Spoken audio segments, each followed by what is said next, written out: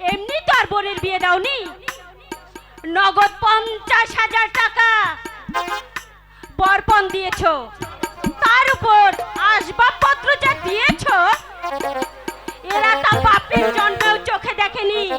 তা অবশ্য ঠিক বলেছে। না মিস্টার কামাল বাবু, তা মোটেও ঠিক নয়। আমার প্রতিশ্রুতি দেওয়া না থাকলে টাকার আসবাবপত্রে আমার এই ঘরটা ভরিয়ে দিল, তোমার এই ডাইনি বোনের গলায় কিছুতেই আমি বরমাল্য দিতাম না। তা দিবে কেন? পারুল বলা আছে যে। Stop it! Stop it!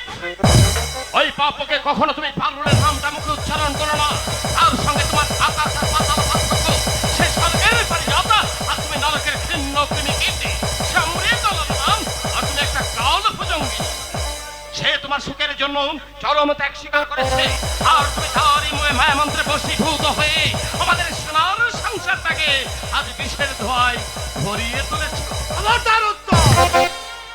তার সামনে দাঁড়িয়ে তুমি কাকে কি বলছো ভেবে দেখেছো? ভেবে দেখলাম এই যে একজন স্বার্থপর ভদ্রলোকের সামনে তার হিংস্রটি মুকরাবনকে তিরস্কার করছে এই গৌতম সেনের ভাই উত্তম সেন।